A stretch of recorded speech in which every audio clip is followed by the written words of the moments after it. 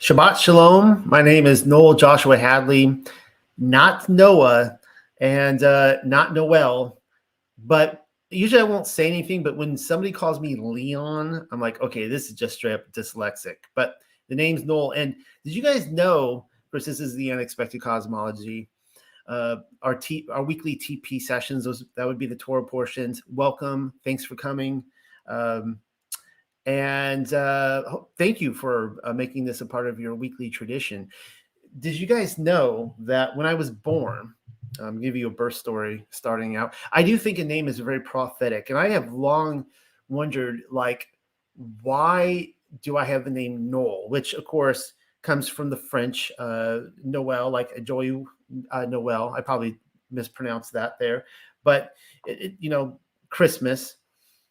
And I've long wondered, okay, so I almost years ago when I came up with the name The Unexpected Cosmology, one of the contenders I was going to call it was The Last Noel, right? Because I was going to be taking down paganism. And it quickly occurred to me that if I went by The Last Noel, which I think is an awesome title, that everyone would be calling me Noel from then on. And I couldn't do that. And so on the night I was born, of course, I was born on December 28th, 1980. The story is that my mom was sitting there on the couch and my dad was taking down the Christmas tree. And as the Christmas tree was being taken down, then she went into labor pains. And of course, I came out so quickly, they were rushing to the hospital. And I came out in the hallway. They couldn't get me there fast enough.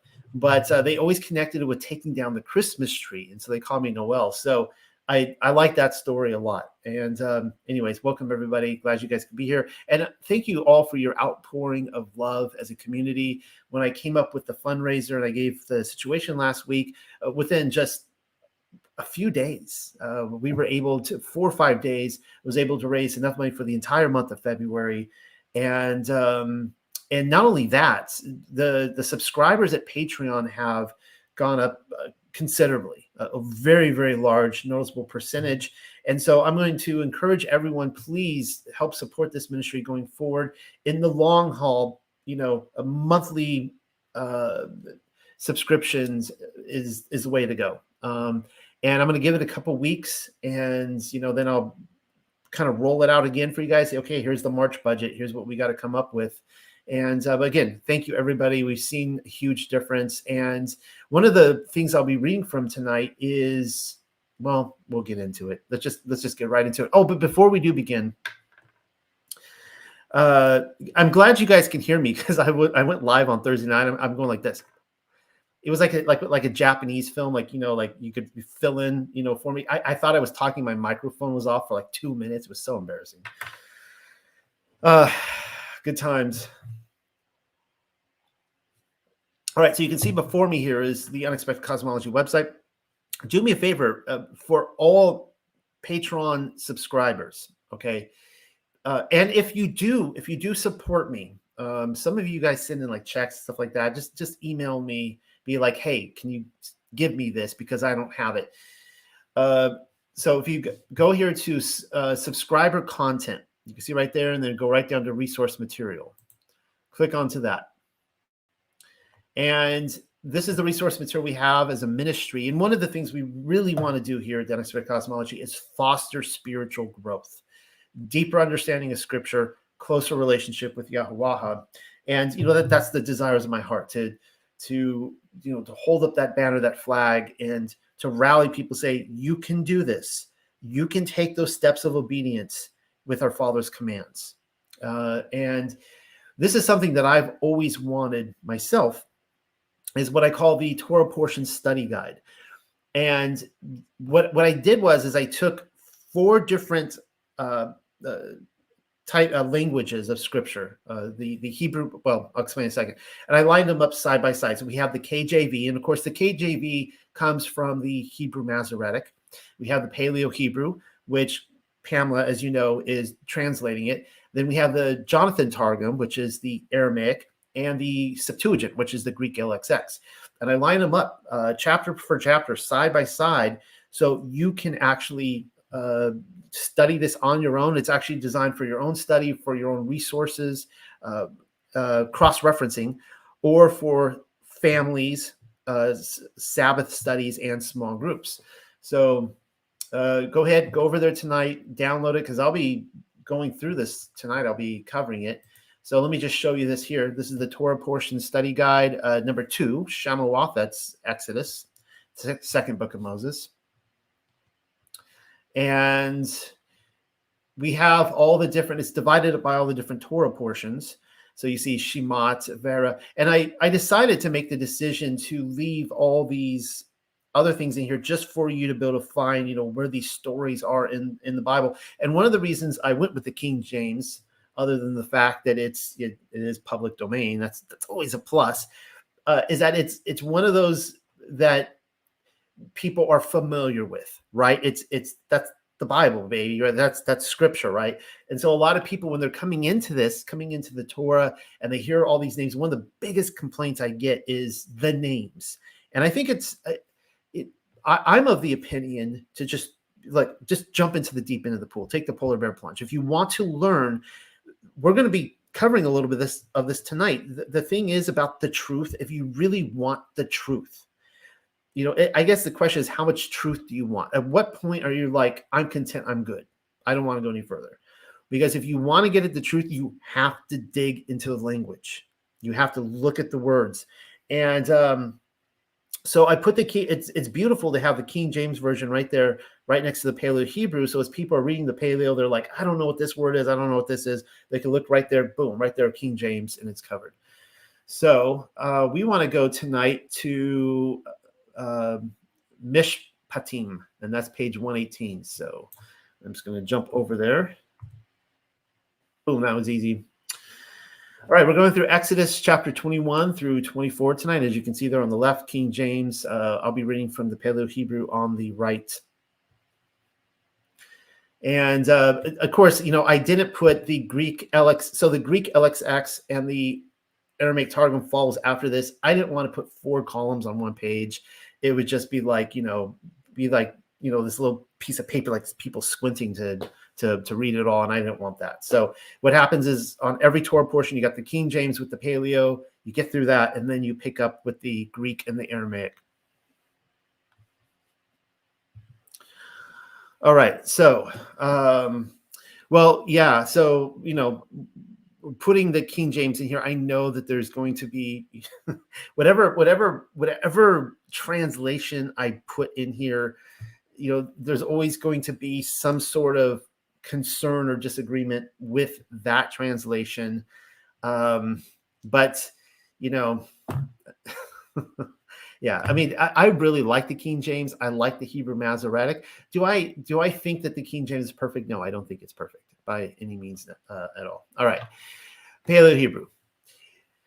Chapter 21, and these are judgments which you shall set in place to their faces. If you acquire a Hebrew or a servant, which would be a baraya, servant, 6 repetitions he shall serve. I love that Pamela put in there. If you look at the King James, it says 6 years, and I love that she put in 6 repetitions. Now, of course, a Copernican would say, see, it's revolutions around the sun. But from the Hebrew perspective, obviously they were not Copernicans, but they everything is cyclical, everything is circular. Time is not linear; it just keeps repeating over and over and over again, going in a circle. And in the 7th, he shall go forth to freedom gratuitously. And that's kind of interesting, because here the King James says he shall go out free for nothing. But what Pamela is doing here is showing that it's not even a matter of releasing them. Like they need to go better off than when they entered. Conditionally, if he came in by himself, he shall go forth by himself. If he possesses a woman, he shall go forth, his covenant woman with him. Let me just pause here, because I just realized I jumped ahead of myself, and we're going to be talking a little bit about prison and slavery and that kind of stuff tonight. And this is a very famous passage in Scripture where people love sourcing this. Go, oh, the Bible talks about slavery. It's really interesting here that Guys, they have just come out of slavery. So we have been given the 10 Commandments, and we haven't been given the 10 Commandments in sapphire stone yet. It hasn't been actually written down. It was spoken. The word spoke it into place. But as soon as he starts going into the commands, right, the 613, what is the first thing that Yahuwah talks about? Slavery. That's so fascinating. So they've just come out of slavery, and he's like, this is what I expect of you. If you take in a slave, you're going to get them amazing treatments. They're going to be released at the end of 6 years. You are not holding them indefinitely. You're not holding them and then their children and their children's children and their children's children. Like, you're yeah. So let me back up really quickly. And I was reminded last week, because I told you guys that it was really interesting how Yahuwah comes down on the mountain and he's like, okay, this is what I'm going to do. I'm going to come down and it's going to be quite the show. And I'm going to speak the words and everyone's going to listen. And people were freaking out when they heard his voice, when they heard the voice of Yahuwah speaking. And they're like, Moshe, no, you go deal with this guy. We don't want this anymore. You go up to the mountain. We'll stay down here. We're cool. We don't need to hear this. And it really occurred to me that the Torah, this is one of the sleight of hands that the lawless crowd do. They're like, well, the Torah wasn't written, and so the Torah didn't exist until it was written. And that is a huge fallacy, because look what we see here. We see, this is from Yochanan, or John chapter 1. In the beginning was the Word, and the Word was with Elohim, and the Word was Elohim. He was in the beginning with Elohim. All things were made through him, and without him nothing was made that was made. In him was life, and the life was the light of men, and the light shines in the darkness, and the darkness did not comprehend it. And so the idea here is that the Word became flesh. The Word pre-existed the flesh, okay? The Word, the Torah itself, pre-existed the writings. And in fact, it could be argued that the Torah was actually never intended to be written. The Torah was, well, let's keep looking into this. Right here we read this is Proverbs. I found this really interesting, particularly verse 18, but I want to read you this whole section from Proverbs here. It says, happy is happy is the man who finds wisdom. And who is wisdom? It's the Ruach HaKodesh. And the man who gains understanding. For her proceeds, she doesn't proceed, her proceeds are better than the profits of silver. And so again, wisdom is feminine. And her gain than fine gold. She is more precious than rubies, and all the things you may desire cannot compare with her. Length of days is in her right hand, in her left hand riches and honor. Her ways are ways of pleasantness, and all her paths are peace. But then here's the kicker right here.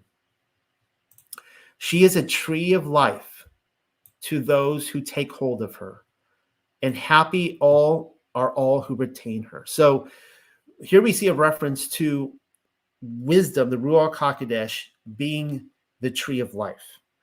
And what did Adam and Chawaha do in the garden? They ate from the tree of life. They were literally eating of the Torah. They were digesting it in paradise, and they were eating the commands. And I think that was always the way it was intended to begin with. I could do a whole study tonight on just eating and drinking and that sort of stuff, but that would be a distraction from the greater Torah portion. This really stuck out to me too today, and so here we are. We're coming into a portion of where we're really going to start. We got through most of the stories, right? We got through Adam and Eve and Noah and who came afterwards? Yitzhak and Yaakov and their wives, and going all the way up to Moshe, right? To the 12 patriarchs and Yosef, up to Moshe, and you get up to Sinai. And I remember always growing up, that's what you read. You read the stories, and as soon as you get to chapter 21, you get to the 10 Commandments, you read that. That's for you. You get to the chapter 21, we're stopped. You stop and you just, You jump forward maybe to Joshua, or you go to the, 1st, 2nd Samuel, the New Testament, but all this other stuff, it's not really for you. It's not applicable anymore. And yet look what we read here in Psalm chapter 1. Blessed is the man who walks not in the counsel of the ungodly, nor stands in the path of sinners, nor sits in the seat of the scornful, but his delight, blesses the man who delights in the law of Yahuwah, or say his delight is the Torah of Yahuwah.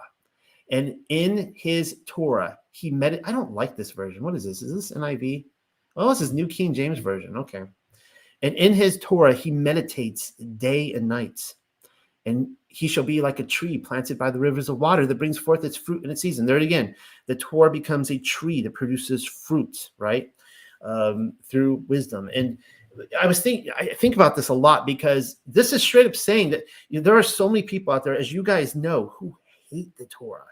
And apparently this passage of scripture, this chapter amongst hundreds of other chapters, are no longer true. They're no longer applicable. Apparently, the man who meditates upon the Torah all day, just day and night, he's no longer blessed, because it's no longer applicable for him, or it's no longer true. He will be apparently a tree that produces withered, bad fruit, apparently, from the stories, from the comments I get online. And so one of the things I want to, so let's read, let's look at, no, I'm going to wait on this. These chapters right here is what I would call gnosis. And I talk about this a lot, and oh no, Noel's talking about gnosis again. Somebody quiet him before he starts talking about gnosis again. Gnosis is something, as you probably all know, that you cannot, you can only experience, you cannot adequately express. If you're not gnosis, you're agnosis, you're an agnostic. An agnostic would say that there is no true experience you can have with the Most High. They may believe in a God, but they're like, there is no possible known experience you can have. You cannot eternalize this. Therefore, they are agnostic, right? So gnosis should not be a scary word for a lot of people. It's something that, like you can't, gnosis would be a circumcised heart. So a person who doesn't have their heart circumcised, they may think it's circumcised. They may go around advertising it is, and they may try to imitate true fruit, but it's all fake. It's not real. They have not had that personal gnosis. Having a circumcised heart is something you could try to explain to somebody, but it's unless if you've personally felt it, experienced Torah in that way. And that's what the Torah is. It's a transformative document. It's something that you are intended to read and have it transfix and transform your life. Case in point, slavery. All right. If you are now, one of the questions you might be asking is if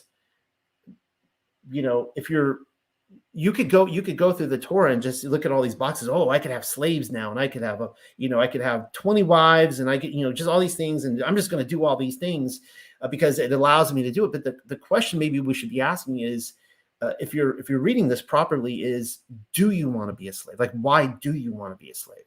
Why do you want to have 10 wives or whatever? Like all these things, right? Okay, so let's get back into this again.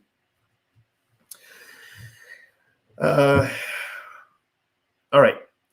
Conditionally, if his Adon has given to him a woman and she has brought forth sons or daughters to him, the woman and her offspring shall exist to her Adon, and he will go forth by himself. And then what this is saying here is that if the man has been taken as a slave, and he's a Hebrew man now, mind you. Now, the reason being is, he's been taken as a slave. He does not have a wife. He has some debt. He's taken as a slave because he has some debt he can't pay off. This is like recompense, all right? What we're going through tonight is all recompense. Eye for an eye, tooth for tooth, right? And if the master goes, okay, well, I'll give you a wife, and then, but that at the end of the day, it's going to be mine, right? Now, the big difference here with Yaakov, we went through that whole thing where he went back with Laban and he worked for the bride price to get Rachel, and then he ended up with Leah, and then he worked an additional 7 years for Rachel, though he was able to marry her after like a week. That was completely different because Laban, that was the deal. He gets those women. And Laban is now saying, no, you were my slave the whole time, so they're actually mine. And he actually went back on the deal. That was a completely different deal that was made. Anyways, so, and he will go forth by himself. And if the servants speak, he shall say, I love my Adon and my covenant woman and my sons. I will not go forth free. And he will draw near unto Adonai al-Ha'alahayam, and approach unto the doorway, or if he so desire, until the side post. And Pamela pronounces that a maza wa zaha, the side post. And his Adonai shall pierce through his ear with an awl, and he shall serve him for a time of long duration. Now, there should be a lot that should immediately nab our attention there. We're seeing a door, we're seeing a pierced, in this case, an ear. And of course, this is a person who wants to forever be they love their master so much, they forever want to be a servant for this person. And of course, what does that remind us of? It reminds us of Yahushua HaMashiach being pierced on the cross. It reminds us of, what does it remind us of? It reminds us of Psalm 40 for one. It says right here in verse 6, and this is referring to Mashiach, and it's actually referencing Exodus chapter 21. This is what it says. Sacrifice and offering you do not desire. My ears have you opened. Right there, that is an actual reference to Exodus 21 being enacted, where somebody says, I love my master. I'm going to go stand on this doorpost. You're going to go, pierce with the awl right in there and mark me. So I will be yours for the rest of my days. And so my ears you have opened.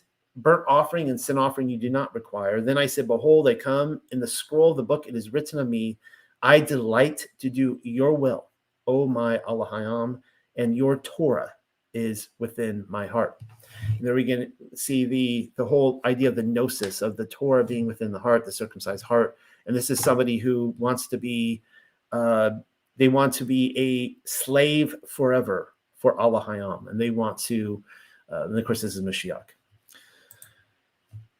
It reminds us the idea of the pierced ear reminds us also of the marks on his hands. And you guys all know the story with Tehom, Thomas called the twin. And interestingly enough, the early tradition says that Tehom he was called the twin because he was Yahushua HaMashiach's doppelganger. I should show you guys some references on that, coming particularly from the Acts of Thomas, not the Gospel of Thomas, but the Acts of Thomas, which is on my website. I have it all edited. You can go on there and read it. And it says that he was called the twin because he looked exactly like Messiah. And you guys know, he says, they said, we have seen the Lord. And he says, unless I see in his hands the print of the nails and put my finger into the print of the nails and put my hand into his side, I will not believe. And, of course, he shows up and he says, reach your finger here and look at my hands, and reach your hand here and put it into my side. Do not be unbelieving, but believing. And, of course, Yahushua HaMashiach referred to himself as the door. There's a lot of similarities here to Exodus 21 and how, just great. I know I probably sound like I'm rambling. I apologize. I haven't warmed up yet tonight. Here's Paul talking in one of Paul's midrashes. This comes from his midrash in Philippians. Let this mind be in you, which also in Yahushua HaMashiach, who being in the form of Elohim did not consider it robbery to be equal with Elohim, but made himself of no reputation, taking the form of a bondservant and coming in the likeness of men. And that would be a reference to Exodus 21 as well. All right. And if a man betroth his daughter to be a mother, she will not go forth like servants go forth. Conditionally, if it appears evil, hurtful, or calamitous in the eyes of her Adonai, who has designated her to himself, then he shall let her be redeemed. He has no authority to sell or betroth her unto foreign people, seeing that he has acted fraudulently with her. And conditionally, if he has espoused her to his son, he shall do what is upright, like the judgment of daughters.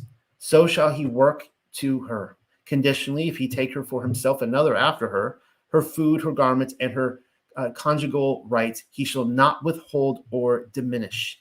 And conditionally, if he does not work by labor these three to her, then she shall go forth gratuitously without silver. And right there at the end, I mean, I'm not going to be commenting on every single thing here tonight, but it's basically saying, like, if the instance does come up and you take on another wife, you are not to diminish the first wife. She still gets her food rations. You got to make sure she gets her food rations. She gets her garments, her spending budget, all that kind of stuff, and her conjugal rights. You got to make sure she's taken care of. But it's, you don't diminish her in favor of the new wife, right? You don't hate the old wife, take on the new wife.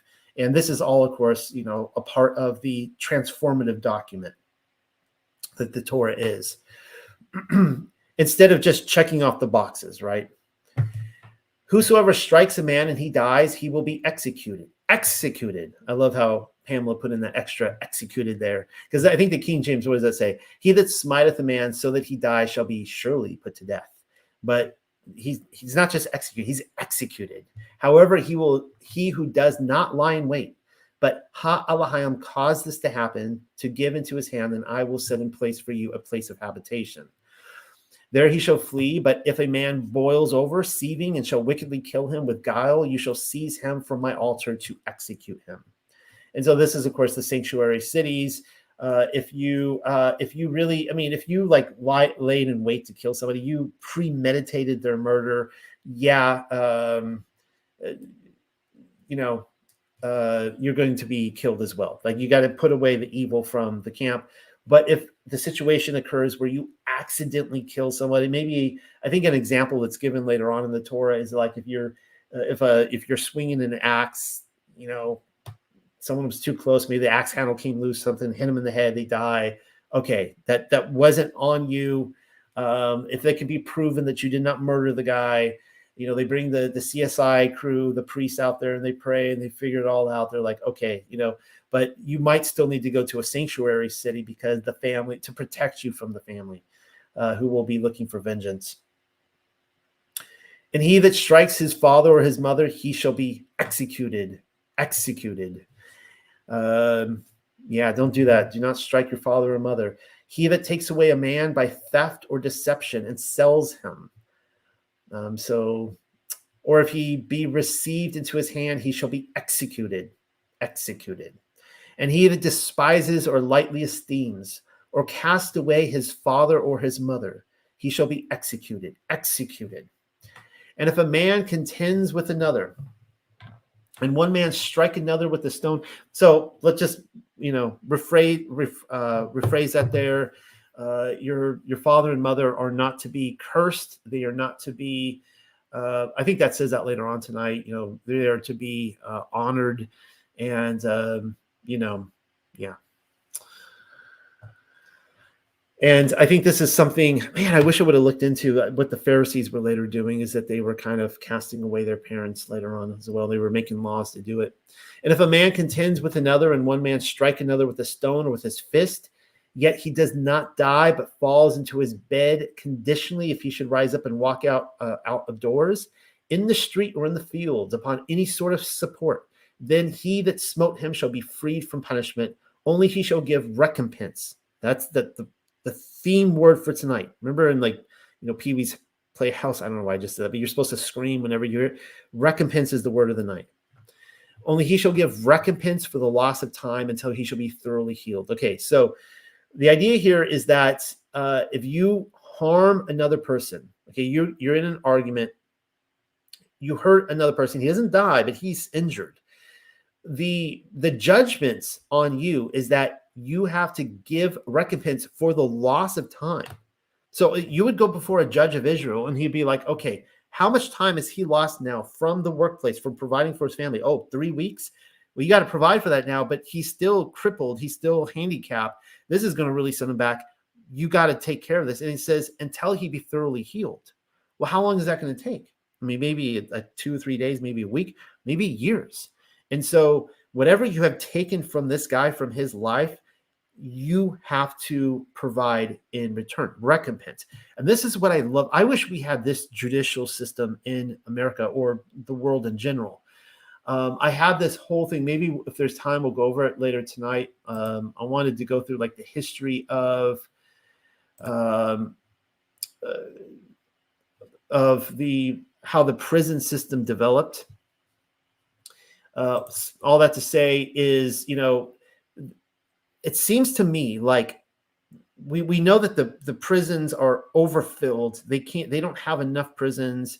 They're overfilled. And the problem is that these criminals, they almost like, they don't flourish outside of prison. Like they just become acquainted to like, well, I'm just going to live this life out there in the world and steal and do these crimes and just me, and get, gain that is, untruthful gain. And when they catch me, great, I'll just go to prison for the next, 5-10 years. The government will take care of me. And we're not putting them in a position of going, oh, whoa, wait a second here. Like, no. You're not just going away to prison. They used to be called makeshift prisons. Okay. So it wasn't until the Enlightenment and the Reformation. So this is, the last few hundred years, where they're like, okay, well, let's actually use prisons not as makeshift anymore. And what a makeshift prison is that you only went to prison when you were apprehended until you were tried. And then at the trial, it is determined what's going to happen with you. You're either going to be hung, maybe, you'll be an indentured servant, something like that, like in the Torah. Something is going to happen to you if you're convicted of this, or you're set free because you're innocent. And they started saying, well, let's not do that anymore. Let's put them in prison and try to teach them to be more virtuous, right? Let's use prisons as indoctrination camps. And they've become indoctrination camps to just make them into criminals. They come out and they're criminals. And it's awful. It's just this circular thing that just keeps getting worse and worse and worse. I wish we had this. I wish we had, we have these judges and go, yeah, you did this, you harmed this person. You are now in their debt. Like, maybe you could pay it off. If you can pay it off, great. But if you cannot pay it off, then you're going to have to work it for the 6 or 7 years or however long it takes. Man, that would look at what look at what Yahusha says here. Let's see. Well, I'll read this later. I'm going to read Matthew chapter 5 a little bit later. And if a man strike his servant, or perhaps his amath, what does she have for amath here? I forget. Literally mothers, such as female servants or concubines who have borne children. So if you strike women, mothers or concubines, or any woman who has children with the rod, and he, or in this case she, dies beneath his hand, he shall be avenged. No doubt conditionally, if he endures a day or two, he shall not be avenged, for this one is like silver. And if men strive together and they strike a pregnant woman, don't do that. Do not strike a pregnant woman. So I like to bring this one up a lot. It's like, oh, the Torah is done away with. So I guess we can kick a pregnant woman now. So, and they're like, no, that's terrible. I'm like, that's right, because the Torah is good. Like, all this we're reading, it's recompense, guys. This is good stuff. I wish I can't say this enough. I wish society was based on this principle of recompense.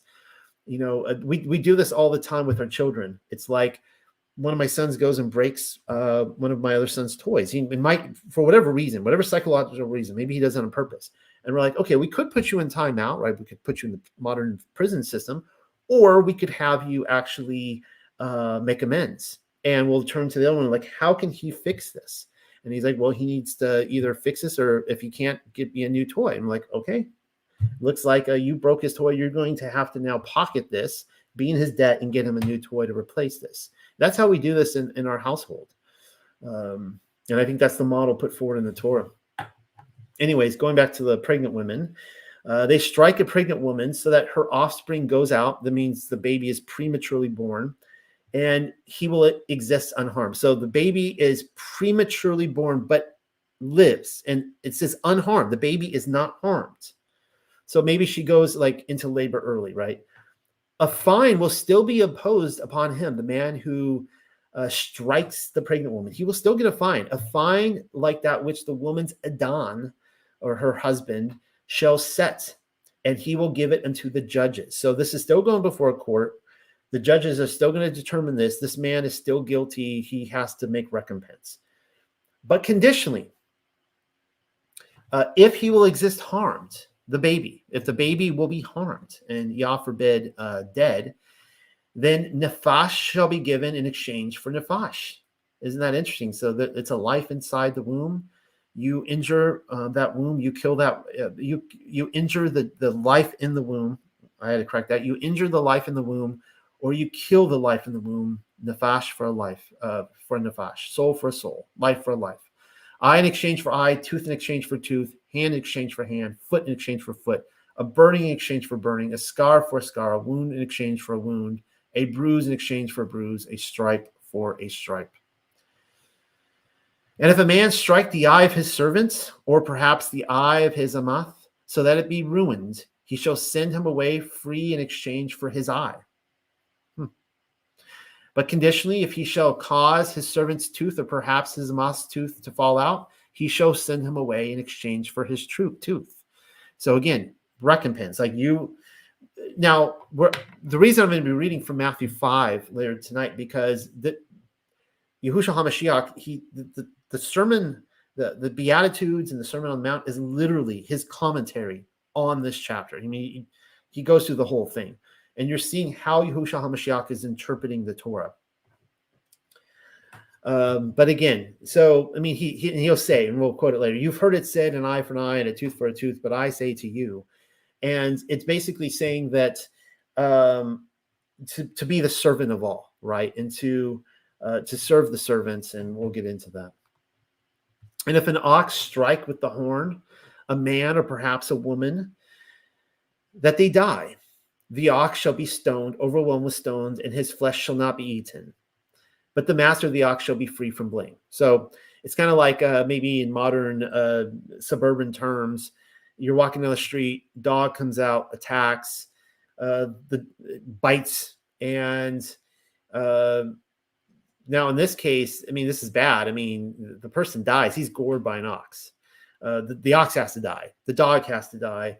And but the owner is not necessarily to blame for this, but it says conditionally. Let's keep reading. If the ox were apt to push with the horn from time formerly, like this ox has done this before. It not even killed someone, just aggressive against people.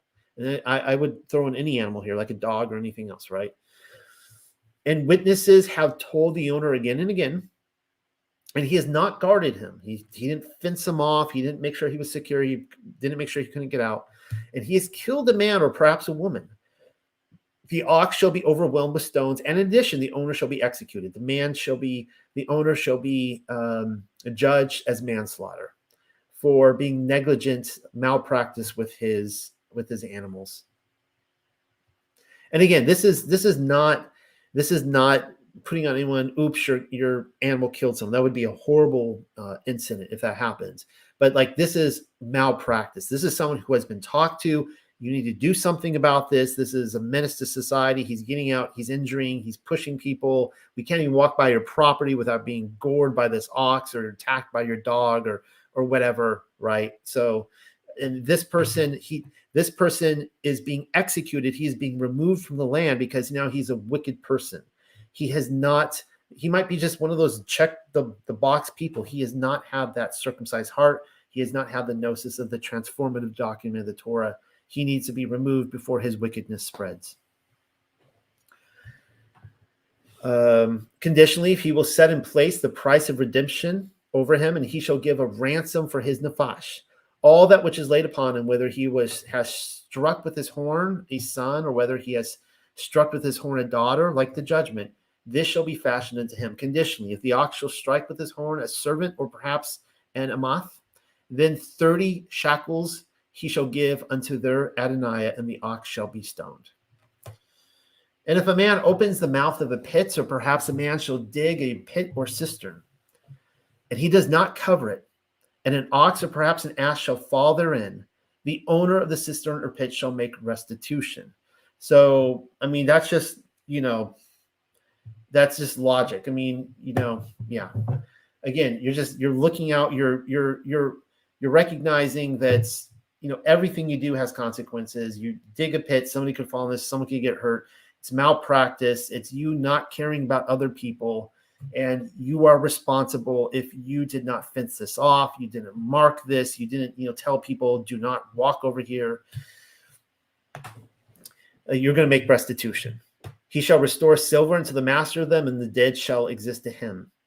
And if so, basically, you're paying at this point the owner for the animal, and you get the dead animal. And if one man's ox strikes another man's ox, and it dies, then they shall sell the living and divide the silver, and shall in addition divide the dead. Conditionally, if it be known the ox be apt to push before that time, and he did not guard him, the owner, as a covenant of shalom, shall recompense in exchange for the ox, and the dead shall be to him. Seems pretty straightforward. How can we have neighbors living in peace? Just follow this rule book. Again, I showed you guys last week, there was, the 5 and the 5, the 10 commandments, right? The first 5 is how to love Allah Hayam. The second half is how to love your neighbor. And we're going through, this is how you love your neighbor. This is how you flesh out the 10 commandments. If a man shall take away by theft or deception an ox, sheep, or goat, and slay it or sell it, don't do that. He shall make recompense 5 oxen in exchange for the ox. So think about this. Like, let's use this in modern terms. Okay, they say sheep, goat, ox. I'll go out on a limb here, and I'll say, well, what if we actually said cars? All right, somebody steals your car for theft or deception. They steal it for profit. They sell it. They get caught. Instead of just throwing them in the slammer, and they're like, so what? I was stealing cars because I didn't want to work a job anyways. I'm just waiting to end up here again and have the government feed me. He's got to now provide 5 cars value in return. And like if he can't afford that, he's now going to be in your debt, and he's now going to be working for you until he works that off. I mean, that's going to cause people to, second guess this whole ordeal. I mean, this is created to root out evil from the land. Conditionally, if a thief be found breaking through, and he be smitten and die, there shall be no blood shed for him. Okay, so you have the right. It's saying you have the right to defend your house. You have a thief breaking into your house.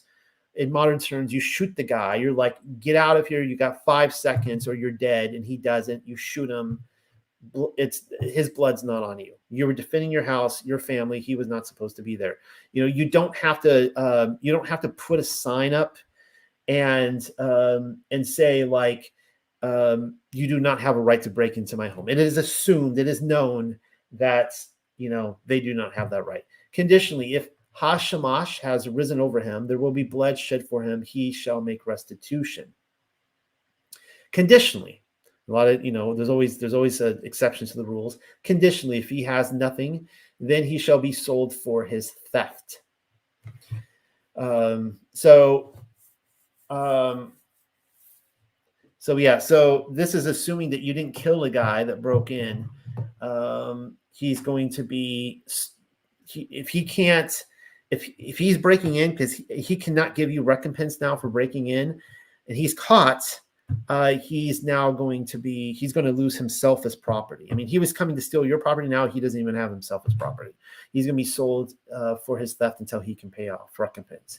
Conditionally, if the thing stolen be obtained or be found in his hand, whether ox is prey or sheep or goat still be alive, he shall recompense too. It's funny too, is that like, this is talking about, there's a lot of slavery talking here, but it's like, okay, well, what about prisons? People are like, oh, this is so evil that that anybody would would be in somebody's debt. Well, what about a debt to the government, right? You're in the debt to the government. They throw you into the slammer. How is this any different? Actually, this is way better. This is a way better system. And again, remember now, the idea, we already saw that the idea is that, that if somebody is in debt to you and they are working something off, it is your goal to make them a better person. It is your goal to, at the end of this, when they are set free, they have to be set free eventually. That you cannot keep them in this kind of debt forever. Just keep tacking on the the debt, and they're to walk away a better man. If a man kindle a fire in a field or vineyard, and he send his cattle, and they consume in the field of another, from the best part of his own field, as a covenant of shalom, he shall make restitution. If fire goes forth and reaches thorns, so that heaps of sheaves in the field be consumed, or stalks of grain, or the field itself be consumed, he that kindled the burning in a covenant of shalom shall make restitution. So we're talking here about cattle going and consuming somebody else's field. We're talking about somebody's actual field being burned down or whatever due to someone's negligence. This reminded me this passage in Jasher right here, and we see the same thing happening with Cain and Abel. And Cain approached this is chapter 1 of Jasher. And Cain approached his brother Abel in anger, and he said unto him, what is there between me and thee, that thou come to dwell and bring thy flock to feed in my field? Now remember, by this point, Adam had divided their inheritance because they were already not getting along. And he's like, all right, if I make one a farmer and the other a shepherd, kind of give them their separate lands, they can maybe respect each other's boundaries or borders. Still wasn't happening. But look at how Abel responds. He says, Abel answered his brother Cain and said to him, what is there between me and thee, that thou shalt eat the flesh of my flock and clothe thyself with their wool? So it sounds like Cain was already coming over, nabbing his sheep, eating it, and clothing himself with the wool that was not his. And so Abel's like, okay, well, I need some recompense here. He's not giving it, so I'm going to allow my sheep to go over and eat of his land. So this is what this chapter in the Torah is trying to work out, so that we can live with our neighbors in love and respect, so we don't murder each other. If a man shall give unto his companion silver, or perhaps any item of general importance to guard, and it be stolen from the man's house, if the thief be found, he shall recompense double. I like that. That's awesome. Like, go in and you steal people's jewelry, their silver and their gold. That thief is going to pay double the amount. Conditionally. So in a way, so think about this. Like, it is not to your advantage to shoot the guy, right? You don't want to kill the guy. You don't want to maim the guy. Like, you want to just get the guy. If this were the law of the land, someone breaks into your house, it is to your advantage to, especially if he's already nabbed something, like maybe you, I shouldn't say that. I shouldn't say, he wait till he nabs something, but this guy, like, if he's going to pay back double of what he stole you. Or in some cases, several times. Conditionally, if the thief is not found, the owner of the house shall approach to al-Alahayam to determine whether or not he stretched out his hand into his companion's property. For all words or plans or matters of fault, any trespass or defect, over ox, over ass, over sheep or goat, over a covenant of shalom, over the destructions of anything which is said to be his, this matter of two individuals shall come before ha-Alahayam. Alahayam shall declare the unrighteous cause. He shall recompense double to his companion. If a man gives unto his companion an ass, an ox, sheep, or goat to guard, and it die, or perhaps it be led away captive, no one observing, a covenant confirmed by an oath unto Yahuwah the ever-living will exist between the two. Conditionally, if he has not stretched out his hand to his friend's property and has not taken it for himself against its owner, therefore he shall not make restitution. Conditionally, if he be stolen or taken by deception from him, then he shall make recompense to the owner. Conditionally, if it is torn in pieces or plucked away, he shall Enter testimony over the cattle torn. He shall not make restitution. And if a man request to borrow, moreover, from his companion, and it be broken, torn to pieces, or destroyed, or perhaps and die, and the owner was not with it, as a covenant of shalom, he will recompense. Conditionally, if the owner be with it, he shall not make restitution. Behold, it is a hireling; it came with payment. So a couple things in here. One is that if you borrow something from your neighbor and you're negligent, you break it, recompense. If the owner is present and something is broken, then you are not responsible for it. But I find really interesting here, because I've been thinking about this a lot, about how in the world are you going to bring something before Ha'alahayam, and he's going to settle this. I personally think, because it's like, what are you going to do? You're going to go to Mount Sinai and you're going to fast for 40 days and wait for him to come down. He's going to speak to you. Personally, the way I think that this works out has already been described for us in the last Torah portion, when Moshe divided up the elders over the tens and the hundreds and the thousands and so on and so forth.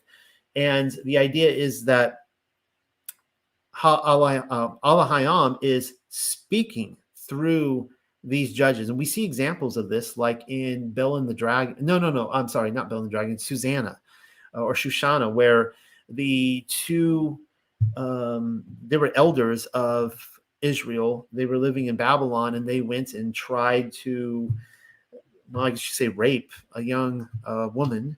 And they accuse her of, when she screamed, she did what she was supposed to do in the Torah. We'll cover that when we get to that passage.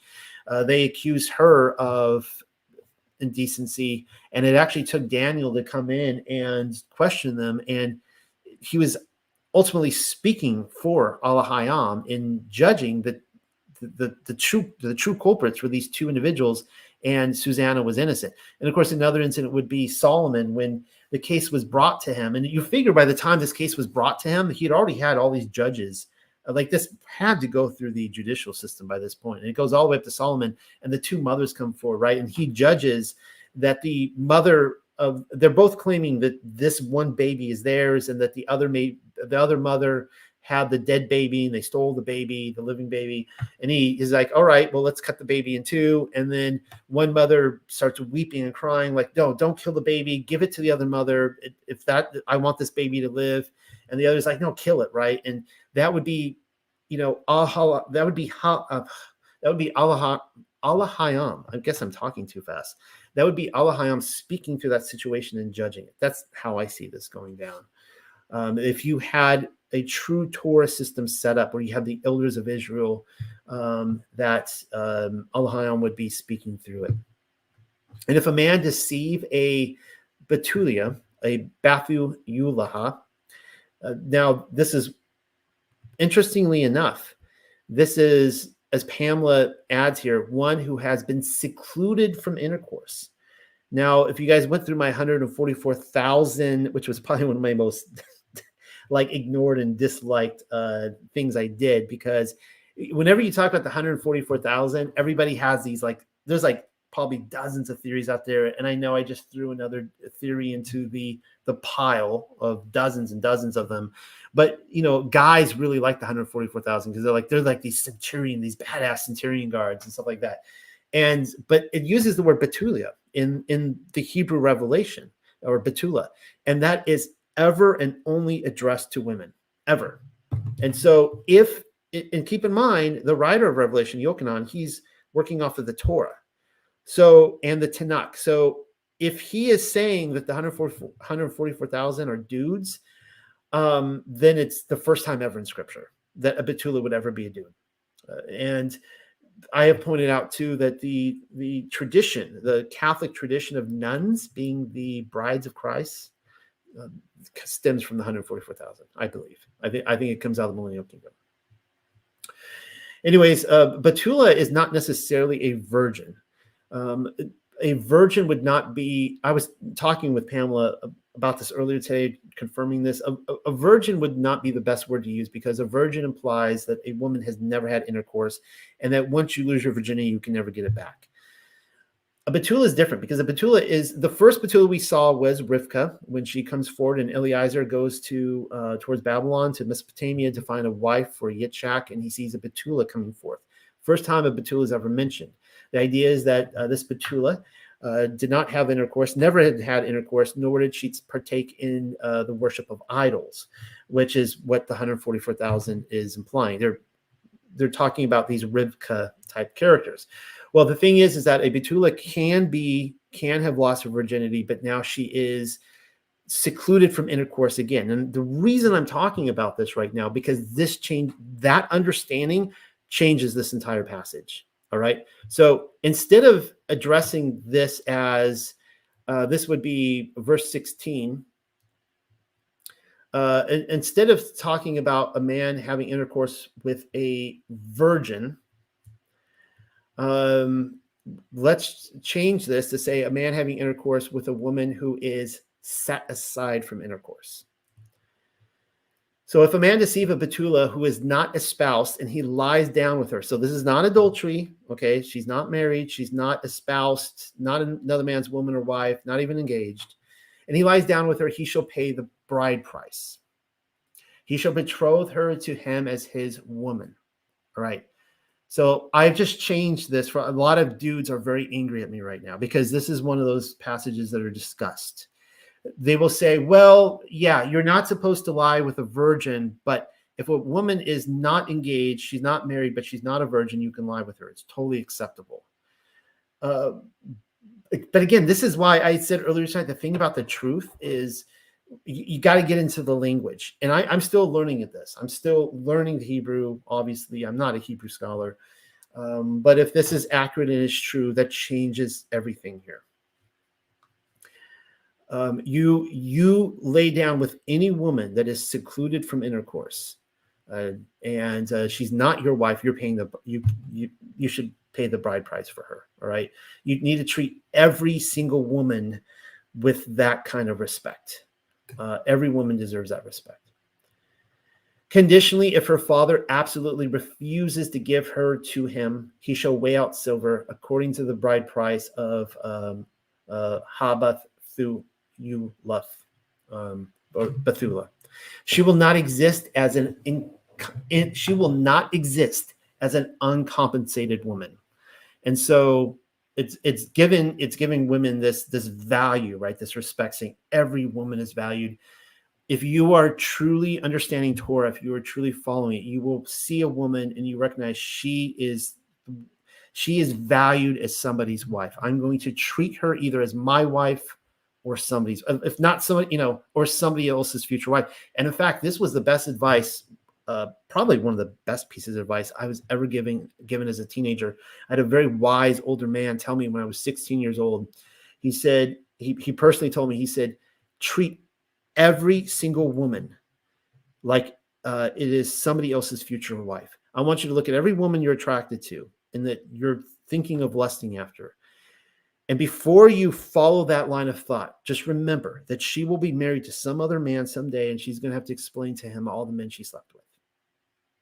And that put the fear of Yah on me. I'm like, whoa.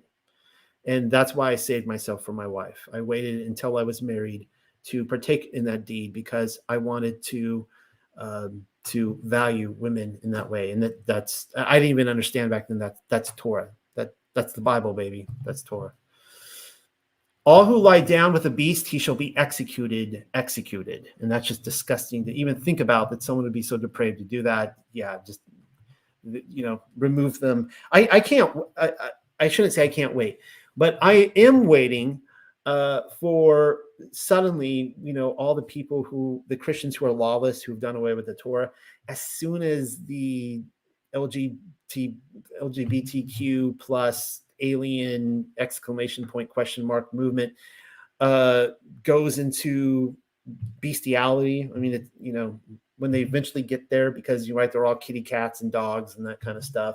Probably not far away from that. It's already going on far more than is being reported. I can just see all the Christians pointing to this passage right here. Oh, he should be put to death. It's like, oh, who's reading the Torah now, right? When it's convenient for you. He that slays and sacrifices to Allahayam, he is shut up, separated, has fallen away from Yahuwah. Now this is notice this is not capitalized Allahayam. The King James here would say, he that sacrifices unto any god, save unto Yahweh only, he shall be utterly destroyed. All right. And you shall not act violently or aggressively toward a stranger, and you will not afflict him, for you existed as strangers in Mitzrayim. You shall not bring low or afflict a widow, bereft, or child bereaved of its father. Let me pause there. This is all over the news today. And I was just telling the group before we went live, I really don't follow the news much, but one thing I am pretty aware of is the big, in January of 2024, the big news has been the border, the wall.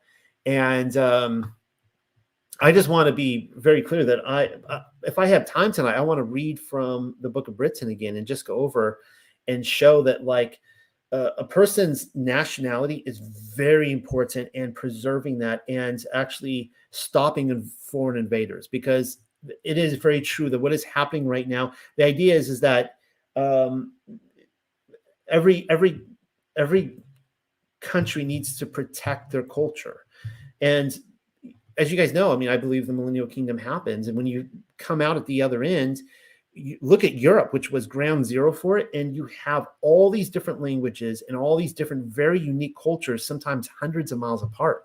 Just like in the United States, you go from Virginia to West Virginia. In Europe, you're crossing from one language to another, just completely different, even clothing, everything, right? And they showed you they had borders, they were living according to their tribes, and they respected those boundaries, and they had that uniqueness. So what we're seeing now is a total invasion and a takeover of countries. Nevertheless, when you do have someone who is a stranger, you're not to afflict them. You're to respect them. All right. You shall not bring low or afflict a widow, bereft, or child bereaved of its father. Conditionally, if you bring low or afflict him, and conditionally, if he shall in any way cry out unto me, this would be the widow or an orphan. If you afflict them and they in any way cry out to me, like this is Yahweh getting serious now. He's like, I better not hear the cry of a widow over an orphan. I will absolutely hear and answer his cry. Like he's promising, I hear that baby crying, that little orphan, you better not be the one they're crying about. You are going to be in trouble. With nostrils flared and breathing hard in my wrath, my anger shall be kindled. And as a powerful son, I will slay you with the sword, and your woman shall exist as widows bereft, and your son shall be bereaved of father. So let's just look at a few passages here. If I can, let's see. Here's actually a page that they show a great deal of passages dealing with widows and orphans. And obviously not going to go through all these, but it's very clear that in all of these, this is the heart of Yahweh himself. And we read here in Psalm 68. Sing to Allah, sing praises to his name, extol him who rides on the clouds, by his name Yah, and rejoice before him. A father of the fatherless, a defender of widows, is Allah in his holy habitation. Allah sets the solitary in families. He brings out those who are bound into prosperity, but the rebellious dwell in a dry ground. And this is interesting here in Yaakov chapter 1. If anyone thinks he is religious, let me scroll this down so you can read this. If anyone thinks he is religious and does not bridle his tongue, but deceives his heart, this person's religion is worthless. And of course, this is one of the ways you can deceive yourself and have a worthless religion. Religion that is pure and undefiled before Allah, the Father, is this: to visit orphans and widows in their affliction, and to keep oneself unstained from the world. I had a guy, I was on a phone call with a guy recently. He's I won't give too much of his details away, because he does a lot of, kind of undercover work. He keeps it low on the radar with some foreign governments and working with orphanages in Muslim areas. And he was really, he found out about my research. He lives, most of the time on the other end of the world. And he was asking me he was fascinated about the millennial kingdom. He's like, yeah, right. And he said that this is a huge paradigm shift for him, because he said for the first time, he doesn't have that fear of like, the tribulation, the apocalypse happening. And he said everyone is waiting for this and just talking about it. And they're so concerned, and they're just stockpiling and all this stuff. And he said, for once, we can all finally stop, doing that, and actually start caring for the widows and the orphans again. I was like, yeah, like that's what we should be doing, right? That should be our focus, is care for the widows and orphans.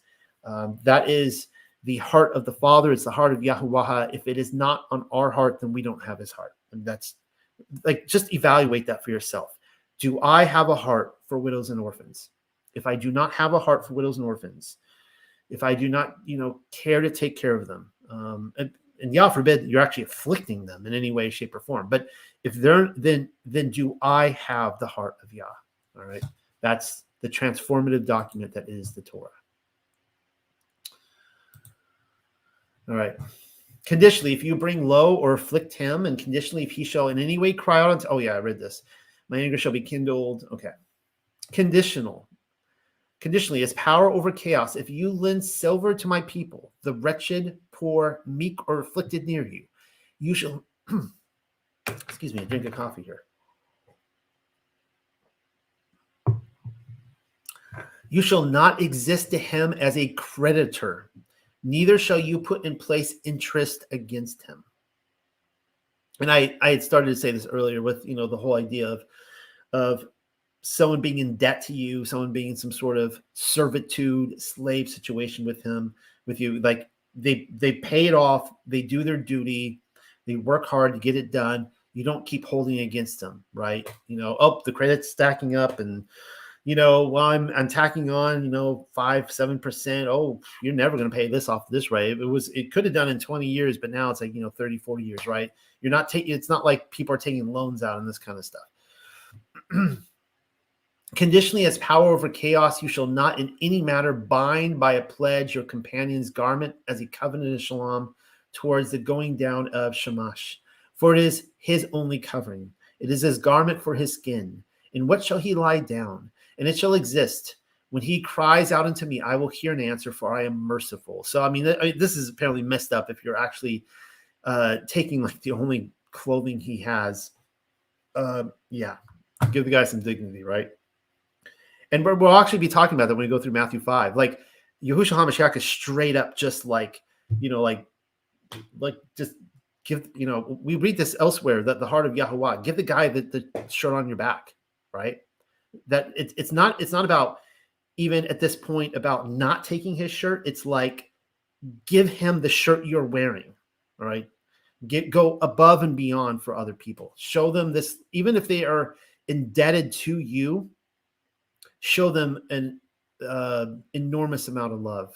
Show them the love of Allah Hayam. Make it so that they want to be the kind of person they're like, yeah, I want to get my ear pierced and live with this guy forever. This guy is the most amazing master ever. This guy loves Allah Hayam. He has an amazing heart. I want to serve this guy. Like, I am better off with this guy than I am on my own. That's the kind of person that, Yah wants us to be. You shall not diminish, lightly esteem, or despise Allah Hayam, and you shall not curse the lifted up ones among your people.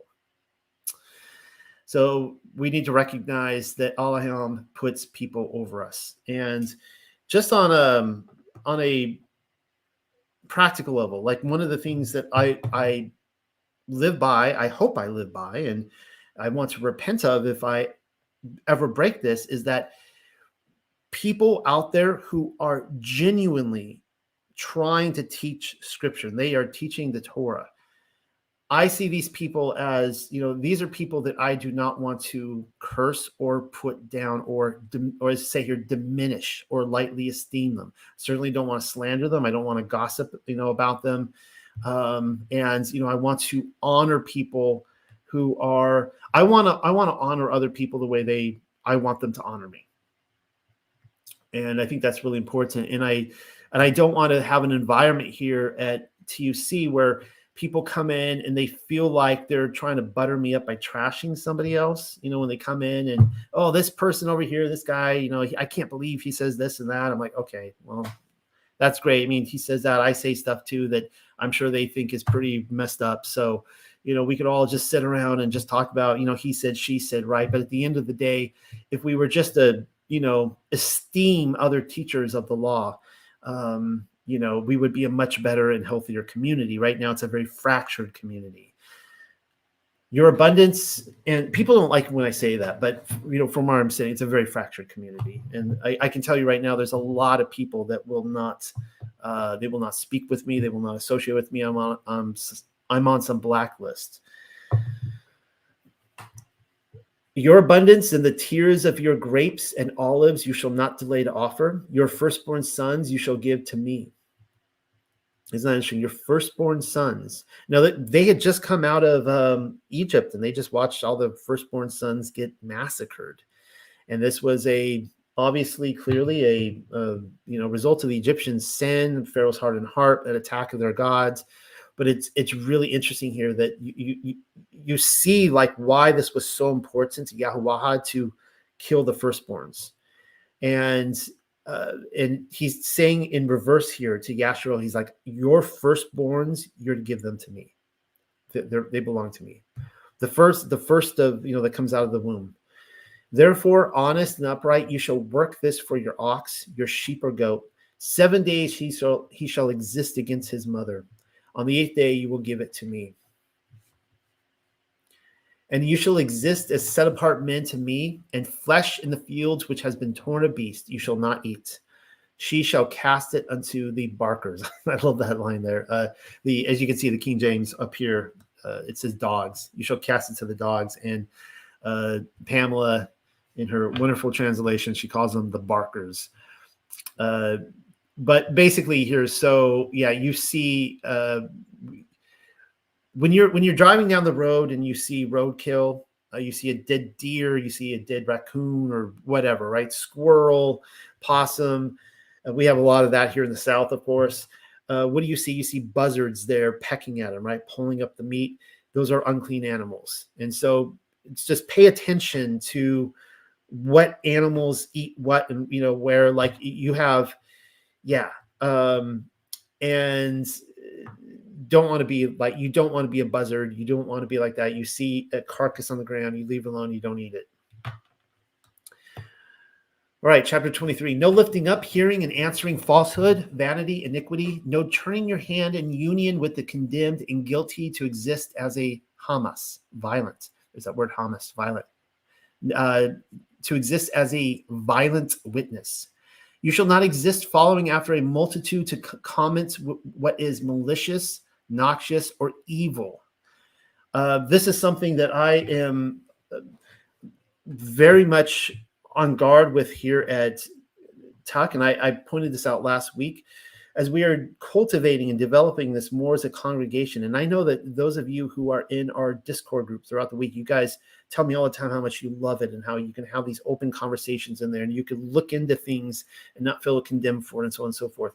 And when, unfortunately, every so often, when someone comes and tells me that, like, they come into the group and they're like, yeah, I'm kicked out of like every group I go into because I'm just, they can't handle the truth. I'm just like, okay, here we go. Like, you're the next in line to get kicked out of here. It's like, you're the type of person that, and it shows to be true, that their idea of giving people the truth is, I think I said this last week, but it's like, imagine if you're going on a date, right? You could be a man or a woman, and you're obviously dating a man or a woman, and they're coming over and you're going to cook them dinner, and you want to cook them the nicest meal. It could be steak and potatoes and, vegetables, whatever, but you're cooking this amazing meal.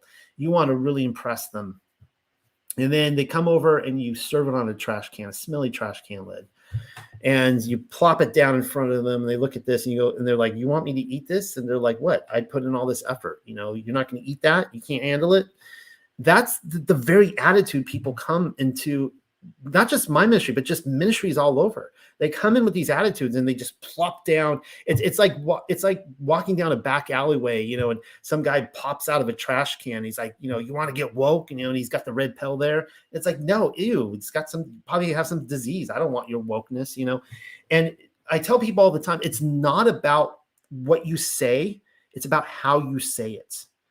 Not, you know, 9 out of 10 times it's how you say something. And when you come in and you're disrespectful, you show contempt, you're going around and you're when we found this too, that when it gets to the point that we have to remove someone from a community because of their actions towards other people, their disrespect or contempt, interestingly enough, that person, when they finally leave, usually 2 or 3, if not more, people leave with them.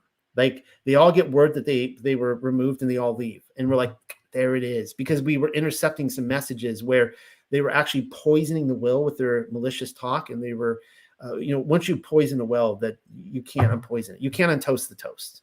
And people become blinded by their gossip campaign, and they start believing things that aren't true. Unfortunately, we have had some, without getting too political with you guys, you know, I try to stay out of these things, especially when they are cases that belong in specific congregations. People bring me these cases like I'm a judge of Israel, but you're like, Noel, what do you think about this? I'm like, is that something that happened in their congregation that's privately between them? Why is it all over the internet? Why are all these people sticking their nose in this situation when this is in this church? They are dealing with it. Stop airing their dirty laundry. And it just creates this situation like you see here. And you just see false witnesses and people just start saying things. There's no accountability. You know, the idea is like, if you were to, what gossip and slander is like if you were to stand up on a building top and you take a feathered pillow and you take a knife and you cut it and all the feathers fly out, those feathers are going everywhere. You're never getting them back. They're gone. Once you say something publicly and it goes out there and other people hear that and they start repeating it and it just spreads, you can never stop that. And it just lies and lies and lies. And getting the truth at that time, it's just like so muddy. So I feel very strongly about this, about you know, just the sheer amount of falsehood we see online in the communities where people call themselves truthers. They are for the truth, and then they just lie, they lie. And you just watch them. And it's just okay just to trash people, slander them, particularly people who are proclaiming, trying to teach people the Bible. Like they're number one in line to be trashed and slandered, time and time again. It's tragic.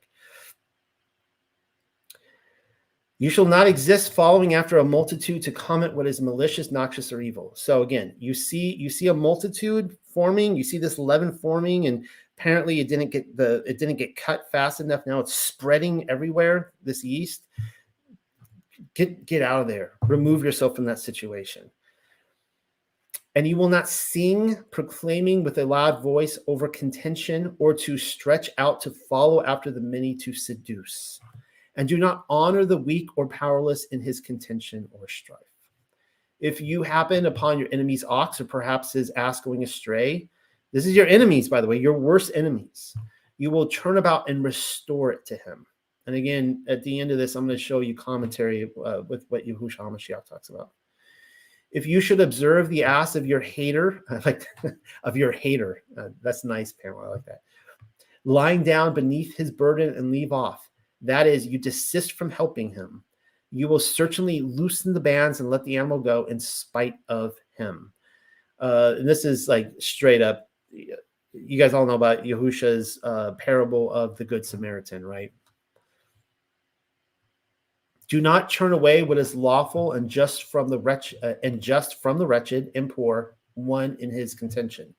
Remove yourself from falsehood and lying words set in array, and do not kill the Zadayak, your righteous and just ones. For I will not justify the condemned and guilty. And you shall not take to yourself a gift, for the gift makes blind the open-eyed and overturns the proposed plans of the just ones.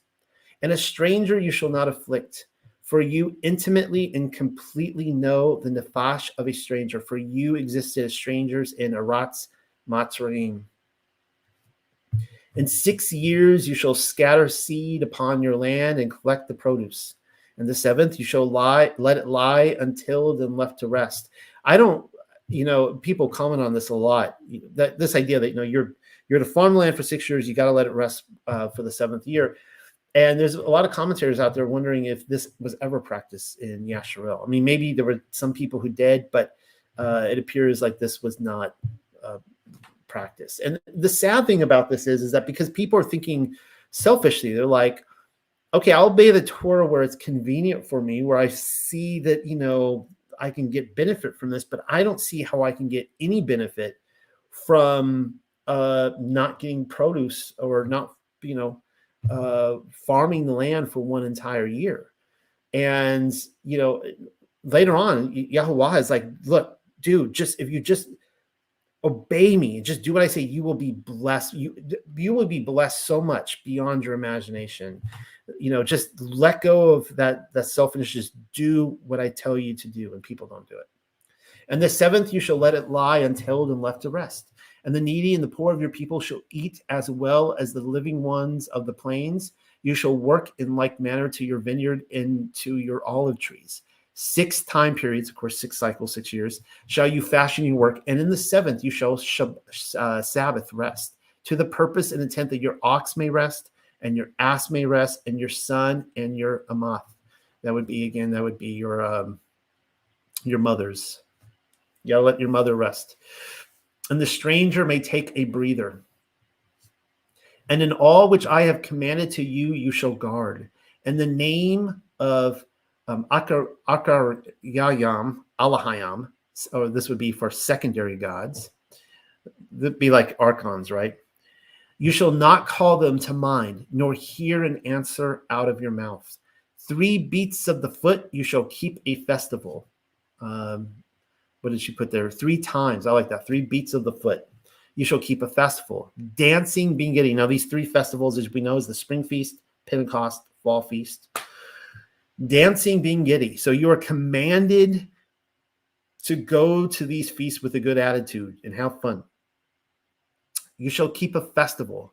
Dancing, being giddy. Because, I mean, you're going into the presence of Yahuwah, and, he doesn't want negative Nancy's or Debbie Downers going to these feasts. I mean, you're coming into his company, and he wants to be in good company. You shall guard the festival of unfermented bread 7 days, as I have established at the set time during the Kadash Abayab, the month of the green corn. We went over the green corn 2 or 3 weeks ago now. For in it you were brought forth from Mitzrayim. Let me just quickly say, what does it say here in the King James? What does it say?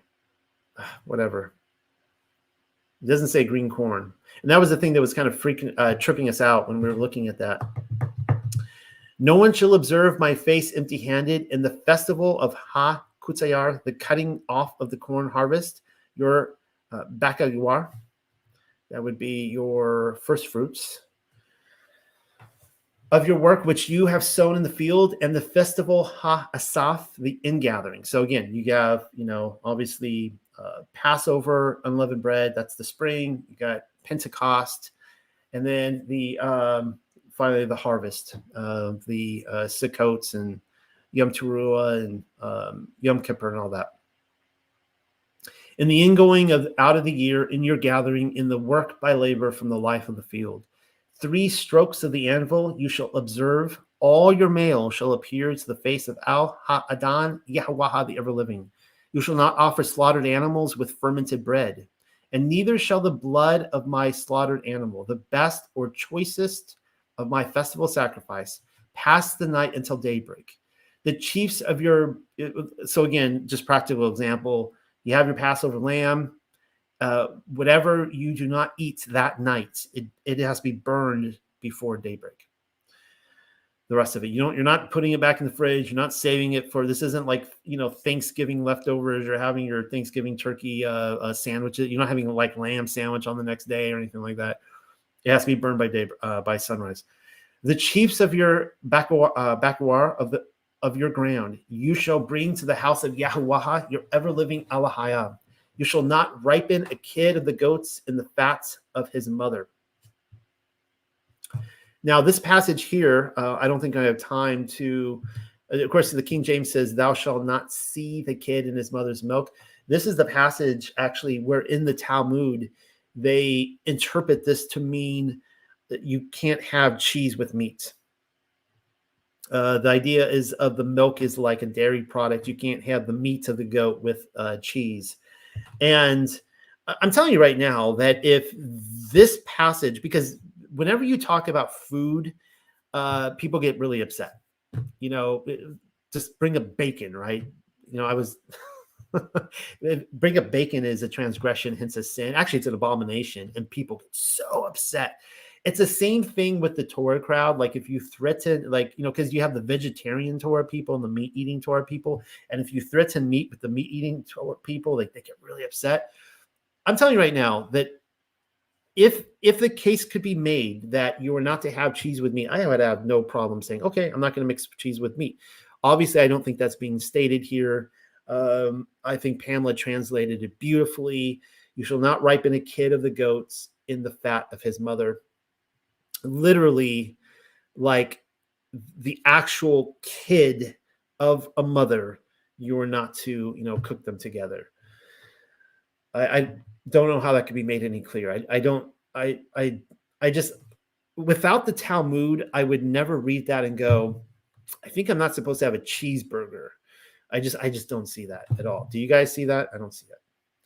Behold, I am the power of your life, shall send forth Mala'ach to your faces, the messenger, to guard you in the way and to bring you into the standing place which I have established. Guard yourself from before his face and hear and obey his voice. Do not be bitter before him, for he will not lift up to your defection or rebellion. For my name and character is in the middle of his heart. For conditionally, that's beautiful right there. For my name and character is in the middle of his heart. For conditionally, if you absolutely hear and obey in his voice and work all the words which I said in order, then I will treat as enemies your oppressors. For my malach, my messenger, or alternatively, my angel, he will walk to your faces and he will bring you unto the Amoriah and the Chathuiah and the Pharisaiah and the Canune, the Canaanites, and the Chawaya. That would be the Hivites and the Jebusites, as you can see, and the Yebusiah, that would be the Jebusites. And I will annihilate them. Do not bow down and do not pay homage to their Allahayam, and do not serve them, and do not work like they work, but you shall pull down and utterly destroy their statues. Now, I'm going to just quickly comment on this here. I remember in the every so often within the Torah crowds, you have these anti-missionary movements that erupt, where you have a large group of people. They come to the conclusion that Yahushua Mashiach or I should say, Yahushua is not the Mashiach. He is not Messiah, and they basically walk away. They claim at first that they're just going to keep the Torah, and then eventually they're like, yeah, this wasn't fun, and this isn't fun anymore, and they walk away from it. So what they do is these wolves come in, they get into these congregations, they scatter the sheep. Of course, they pull the sheep out, the sheep scatter. Once the sheep scatter, they never come back. They do a lot of destruction, and then everybody falls away. And one of the big things that's argued here, they'll say, is that this is not a reference to Messiah. This is actually a reference to, say, Moshe, right? And you can look at the context here, that this angel is sending them to the Amorites, the Hittites, the Perizzites, and the Canaanites, and Hivites, and Jebusites, right? There's different ideas on this passage. And I personally believe that this is why it is of the utmost importance. You have all these different people breaking off into the God of the Old Testament is Satan, or things like that, right? And I even hate saying that, but it's just, they keep cropping up. They keep coming over here and saying that. And which is, I think, one of the dumbest arguments. Like, it is so paper thin. Like, when you actually start getting into the Bible, it starts falling away. Like, these people are not expecting that you have much of a knowledge of Scripture to say that. Nevertheless, this is why I think it is so important what Pamela and I are addressing right now, that we believe that Yahuwah is the son of Allahayam, the word speaking right here, right? When Yahushua HaMashiach said, Moshe spoke of me, he was speaking about Yahuwah. Yeah, so I just think that's really important to point out here. And you shall serve Yahuwah, your ever-living Alahayah, and he will barak your bread and your water and turn aside disease from your midst. So imagine that. So if you are actually creating the judicial system that we have just read here, and that we will continue to read for the following year, and if you were to do these things, he will actually bless your bread. Man, our water could use some blessing, I tell you, or barak, I should say. And he will turn aside disease from your midst.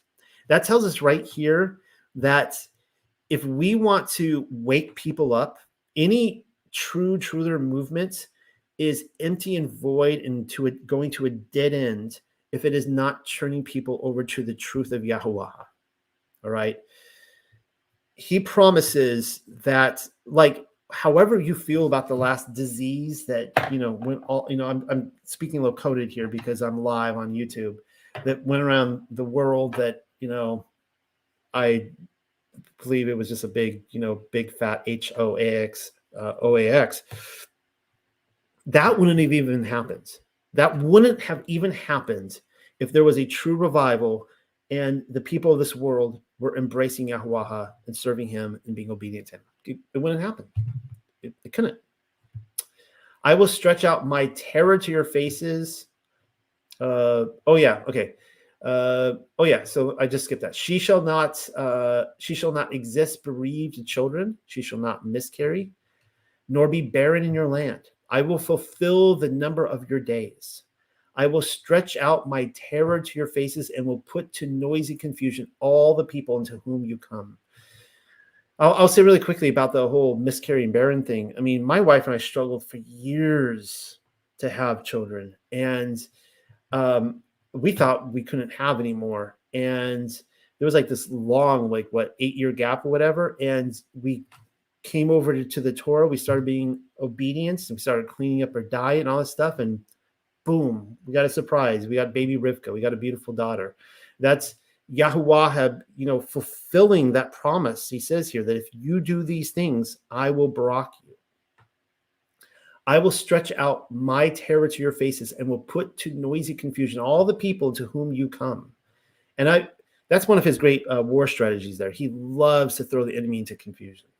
And I will give all your enemies unto you. They will turn their backs. And that's one of the things we should, pray for, right? Because we know that the world is a stage, it's a script, right? It's run by our controllers. And they can be thrown into confusion. Their plans can be foiled. And, they can screw up and have hiccups and all these kind of things. And we see these hiccups all the time. And, we're able to point out, hoaxes and stuff like that. But this should be our prayer, right? That Yahuwah throws our enemies into confusion and he exposes them, where maybe they even turn on themselves. Maybe that wasn't a part of the script, part of the plan. And I will give all your enemies unto you. They will turn their backs. And I have sent forth hornets before your face and will thrust out as a powerful sign the Canaanite and the Hittite, that would be the Chawahya and the Kanuya, and the Chathua from before your faces. I will not thrust them out from before your faces in 1 year, lest the earth, the Ha'aratz, she will exist deserted, and the living creatures of the plains multiply against you. I will thrust them out little by little from before your face until you increase with offspring, and thus receive a possession as possession of the land. And I will appoint your territory from the SHAMA'UATH sea, even until the sea of the Philistines, of the Phalashathuyim, and from the wilderness against the flowing stream. For I will give into your hand those who settle down to dwell in the earth, and you will thrust them out from your face. Do not cut a covenant to them or to their Alahai, their God. This is one of the reasons, I will never become a 501c3, right? This is telling you not to cut a covenant with other governments, with other, other people, anyone who does not, fear. It is with Allah Hayam alone. They shall not settle down to dwell in your land, lest they cause you to stumble and be liable for punishment to me. For if you serve their Alahaya, surely it will exist as a cause of injury to you. And he declared unto Al-Mashaha, saying, ascend into to Yahuwah the ever-living, you and Aaron, Nudab, and it would be Abihu, but Abba Yahwaha, or Yah, whatever. I'm going to get this right. Abba Yahwaha. And the 70 bearded ones of Yasharel, you shall prostrate yourself from a distance. And I'm sure nothing's going to go wrong while the elders and everybody leaves Yasharel behind. And Mashaha had approached Yahuwah, the ever-living, by himself, and they had not drawn near, and the people had not ascended with him. And Mashaha came, and he narrated to the people all the words said in order from Yahuwah, the ever-living, and all his judgments, and all the people with voice, Akkad, one in will and purpose. There's that Akkad word where Yahushua HaMashiach prayed that we would be Akkad with him, just as he is Akkad with the Father, right? So here you see the Akkad word, that they are all one in will and purpose, as a congregation, as a people, and declared to him all the Daba Rayam, which Dabar Yahuwah said in order, we will work. So they're saying, again, they confirmed this last week. They're like, everything that Yahuwah tells us to do, we'll do it. Everything. Until he starts telling them what the commands are. They're like, nope, not doing that. It reminds me of one of my favorite memes is the Meatloaf song. Remember the song he sang in the 90s? What is it? Oh my goodness! Now I'm live, but I won't do that. What is it? Somebody quote the song for me. Whatever. It's getting late. And Mashaha wrote all Dabar Rayam Yahuwah. Oh yeah, I would do. Thank you, Rebecca. Thank you for not leaving me hanging. I would do anything for love, but I won't do that. That's like Christianity in a nutshell. They sing these praise songs. I would do anything for love, but I won't do that. I can do all things through Christ, but the Torah, I can't do that. That's too much. That's asking too much. I can do anything through Christ, but not that. And that's the very attitude we're going to see with basically almost the whole camp here. Maybe not everyone, but pretty much everyone. And he rose early at daybreak and restored an altar beneath the mountain and 12 pillars to represent the 12 tribes of Yasharel. And he sent forth youths of the sons of Yasharel, and he offered ascending burnt offerings and slaughtered oxen as sacrifices. Shalamayan to Yahuwah. And Mashaha took half the blood and set it in a washing trough, and half he scattered upon the altar. And he took the sephar of the covenant, and he cried out in the ears of the people, and they declared, all that Yahuwah the ever-living has set in order, we will fashion, and we will hear and obey.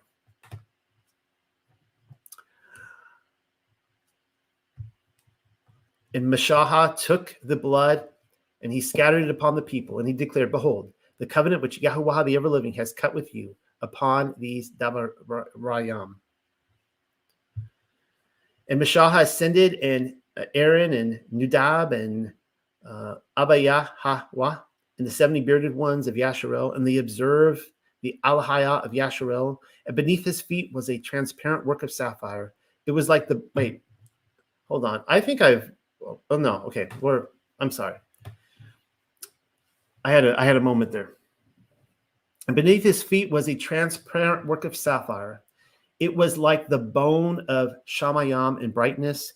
I am of the opinion that this was actually, when it talks about a bone of heaven, that this was literally a piece of the firmament, that Yahuwah took off a piece of the firmament, and this was the original, like, kind of transparent, kind of blue-colored 10 Commandments. And upon the nobles of the sons of Yasharel, he did not put forth his hand. And they did contemplate Ha-Alahayam, and he ate and he drank. And Yahuwah declared unto Al-Mashahah, ascend unto me to the mountain and exist there, and I will give to you tablets of precious stone and the Torah and the commands which I have written to indicate the correct path. Isn't that great? The commands which I have written to indicate the correct path.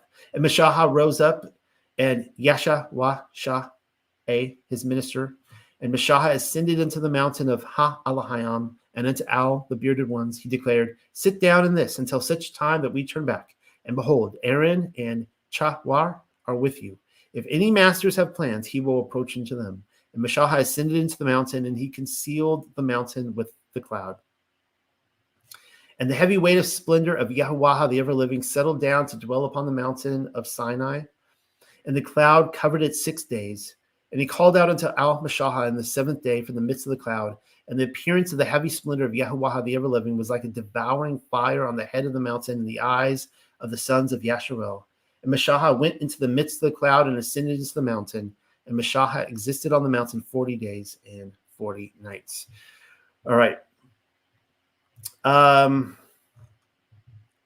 I totally passed up. Let's see here. Man, I'm trying something new tonight, and usually what I have in front of me is like all these, notes that I go through with you guys, and I skipped that right there. Anyways, this was based on, it talked about the value of the value of the woman and the bride price. And I wanted to go over this really quickly, so I totally botched this, skipped this, guys. I'm sorry. So I still want to go over Matthew chapter 5. That's a really important chapter.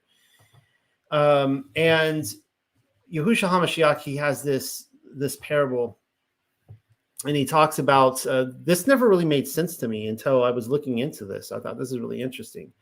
He says, or what woman having 10 silver coins, if she loses one coin, does not light a lamp, sweep the house, and search carefully until she finds it? And when she has found it, she calls her friends and neighbors together, saying, rejoice with me, for I have found the piece which is lost. And I always used to read this and go, why is a woman searching her whole house for one coin? It doesn't really make sense. Like, okay, what, you lose a coin, bummer, but you're not going to go like, look, everybody, I found my coin, right? And the idea is that women used to wear around these headdresses that they were coin headdresses, and sometimes they would be very lavish all over their head, all the way down. And this was actually their bride price. You would actually walk around, you would see a betula, so not married, not engaged, and women back then, they didn't necessarily have bank accounts, right? So they're carrying what their value is on them. And I mean, I could almost see a situation where, you'd be like, okay, I want this woman, and I'm going to pay this bride price. And you kind of like, it's like you lift off the headpiece and you're like, I'll cover you or something like that. So wanted to point that out. But what I wanted to end on tonight is, I can't believe where the time goes. It just flies by as I'm reading through this. The Beatitudes, Matthew 5. Now, after we have read through Exodus 21 through 23, I want you to read this, keeping in mind that Yahushua HaMashiach is commenting on this chapter. Keep in mind, we have just been given the 10 Commandments last week, and you go straight from the 10 Commandments into everything we just read. And seeing the multitudes, he went up on a mountain, right? So what did Yahuwah do over the multitudes, right? He spoke so all the multitudes could hear him. And now we see Yahushua doing the same thing. And of course, you guys know, I believe that Yahushua is Yahuwah. Yahuwah is the son of Elohim. He went up on a mountain, and when he was seated, his disciples came to him. And of course, we just saw Moshe and the elders go up. Then he opened his mouth and taught them, saying, blessed are the poor in spirit, for theirs is the kingdom of heaven. I need to lower this, you guys. Actually, let's see if I can. Make this a little tighter. Ah, maybe that's a little bit too much. I think that's good. Blessed are the poor in spirit, for theirs is the kingdom of heaven. Blessed are those who mourn, for they shall be comforted. Blessed are the meek, for they shall inherit the earth. Blessed are those who hunger and thirst for righteousness, for they shall be filled. And of course, that's the worldly opposite of this is hungering and thirsting for a feeling, material goods, whatever, always seeking happiness. If I have this, I'll be happy. Well, if I have the next thing, I'll be happy. The next upgrade, the next, the next Apple product or whatever, right? And he's like, no. Like if you thirst and hunger for righteousness, you will be filled. Blessed are the merciful, for they shall obtain mercy. We're going to cover some of this, what it is to be a merciful person. And this is the whole idea of in Exodus 21 through 23. Like if you are a merciful person, you're going to get out of a lot of trouble in life.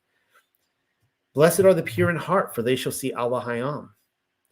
Blessed are the peacemakers, for they shall be called the sons of Allah Hayam. Versus a contentious person, right? Malicious, a slanderous person, a person going in trying to conquer and divide different ministries. Those would not be sons of Allah Hayam. Those are people who convince themselves and try to convince others they have a circumcised heart, but they don't. Blessed are those who are persecuted for righteousness' sake, for theirs is the kingdom of heaven. All right. Blessed are you when they revile and persecute you and say all kinds of evil against you falsely for my sake.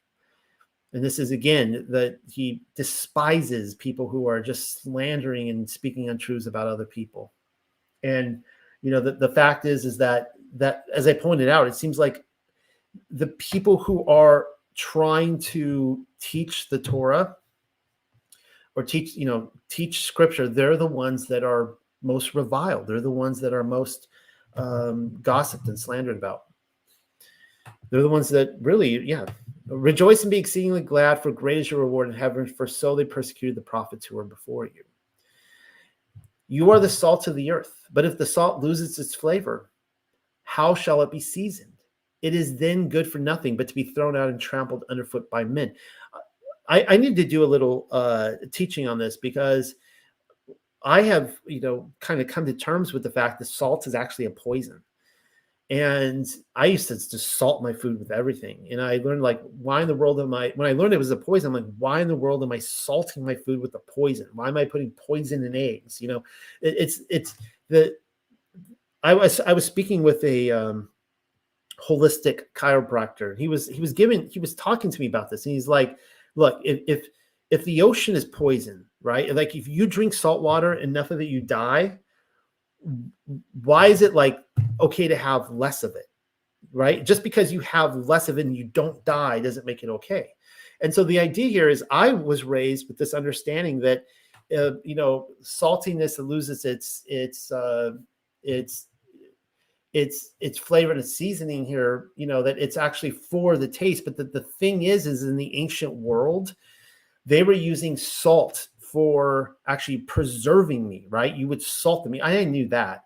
And they would actually chop the salt off. The salt was there to preserve the meat from having it go bad. But if the salt wasn't good, then the meat goes bad. So you could look at this passage and go, okay, so if the saltiness loses its saltiness, then the meat becomes rotten. And you can't untoast the toast, right? You can't take rotten. The whole meat has to be thrown out if it's rotten at that point. You are the light of the world. A city that is set on a hill cannot be hidden. Nor do they light a lamp and put it under a basket, but on a lampstand, and it gives a light to all who are in the house. Let your light shine, or let your light so shine before men that they may see your good works and glorify your Father in heaven. This is, of course, one of my favorite passages of all time, as you guys know. Why do I have all these commercials down here? I wish I could get rid of these dumb commercials. Maybe this is the last time I'm going to do. Oh, look, there's apartments in South Carolina. Nice. That's good to know. Maybe this is the last time I'm going to do Bible Gateway Alive. Do not think that I came to destroy the law of the prophets. All right. So Yahushua HaMashiach, for anyone out there listening right now, who is like still hanging on, and you're like, no, you're wrong, the Torah is done away with. He says here, he tells you what not to think. He says, do not think. Okay, so this is important. So don't think what he's about to say. Do not think that I came to destroy the law of the prophets. Okay, we got it? He did not come to destroy the Torah or the prophets. But he knows that we've already have a short-term memory span, and we've probably already forgotten. So he repeats it. He says, I did not come to destroy, but to fulfill. And as soon as you say fulfill, people are like, aha, he fulfilled it. It's done away with. No, he did. Man, they really want you to get those North Charleston, South Carolina apartments. He did not come to fulfill. Clearly does not mean do away with or destroy. It cannot possibly mean that, because he told you, do not interpret the word fulfill to mean destroy. For surely I say to you, till heaven and earth pass away, one jot or one tittle will by no means pass from the Torah till all is fulfilled. All right. So if you can look out your window right now and you could look up and see heaven, or you look down and see earth, they haven't passed away. Anybody want a new jacket? Then the Torah abides. All right. The heaven and earth is here. The Torah abides. Whoever therefore breaks one of the least of these commandments and teaches men so shall be called least in the kingdom of heaven. Ouch. This is the least of the commandments. One of the greatest commandments is in the 10 Commandments, the Sabbath. And how many times are we, people tell people to break that one? But he's saying the least. If you want to set the bar so low for yourself, he says, really Russian roulette with the soul. Like at this point, it's like, how many commands are you breaking here openly before you're even admitted in the kingdom? And he's like, look, if you want to set the bar so low that you just want to make it in just barely, and you're just going to be at the bottom class servant, whatever, just break the commands and tell other people to break it. All right. That's in the New Testament. For I say to you that unless your righteousness exceeds the righteousness of the scribes. Hey, I think I killed the ad just there. I saw the X. I killed it as soon as it came up. For I say to you that unless your righteousness exceeds the righteousness of the scribes and Pharisees, you will by no means enter the kingdom of heaven. And here it is, directly straight from. So we get through this idea of this, the Beatitudes, through this gnosis of experiencing the kingdom within. And then he says here, you have heard it, that it was said of those of old, you shall not murder, and whoever murders will be in danger of the judgment. But I say to you that whoever is angry with his brother without a cause shall be in danger of the judgment. And whoever says to his brother, Raka, shall be in danger of the council. And as you guys know, he's straight up saying here, he's like, look, fine, you haven't physically murdered someone. That's good. But if you're angry with your brother, you have the root of murder in you, you're still in danger of hellfire. But whoever says, of course, that's King James there, danger of the judgment. I didn't read hell there. But whoever says, you fool, shall be in danger of hellfire. That is right there. That's King James, of course. Therefore, if you bring your gift to the altar and there remember that your brother has something against you, leave your gift there before the altar and go your way. We read earlier tonight in Psalms where he says, I do not desire your sacrifice, right? He wants you, he talks about, he stretched forth his ear and he wants you, like, what he wants is the spiritual sacrifice. I went over that with the Q&A this last week, talking about in 1 Peter. He wants a spiritual sacrifice from us. He wants us to not be malicious towards each other, not be, slandering and attacking false witnesses. He wants us to love each other. And more than anything, if you have done anything wrong to anybody, he doesn't even want you to come up to his altar and give him all this false praise and all this kind of stuff. Like, no, you want to sacrifice to me, go make up with your brother. First be reconciled to your brother and then come and offer your gift. Agree with your adversary quickly while you are on the way with him, lest your adversary deliver you to the judge hand you over to the officer, and you be thrown into prison. Assuredly, I say to you, you will by no means get out of there till you have paid the last penny. So I guess I need to repeat this last part here, and this is one of the passages I was looking for, is, recompense, right? So these things happen. Your ox goes and bores somebody. Somebody falls into a ditch. They're bringing you now in front of the judges. Rather than having an attitude, like realize like, oh no, like I'm about to get judged. I have broken the Torah. Like make up with them quickly. It says here, your adversary. right? This is a person that is coming in to accuse you. He is coming in to play the part of the Satan. He is accusing you and saying, this guy broke the Torah. He did this damage. I want recompense. Make up with him as quickly as possible. And to the judge as well, speak to the judge in such a way that, this sentence will be a lot less. Surely I say to you, you will by no means get out of there till you have paid the last penny. If you are speaking rudely. Let me just quickly jump here to the 6th chapter. And then we're going to close on that tonight. Let's do this. All right.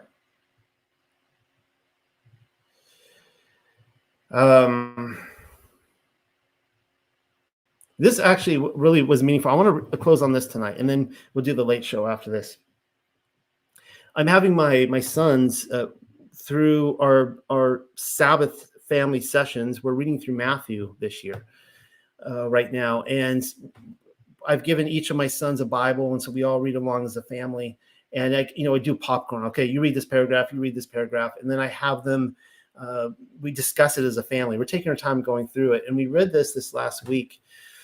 And after talking to you guys about that there's kind of been a change in plans, and I'm asking for support to continue with the ministry, single income household. It's been a big change in our house. It happened so suddenly, and I put that out there. When I put that fundraiser out there, I was thinking, this is the end of me. Like, I'm done. Like, this is going to end my career out there, and people are always going to remember this is how he went out. Like, he went out like a punk.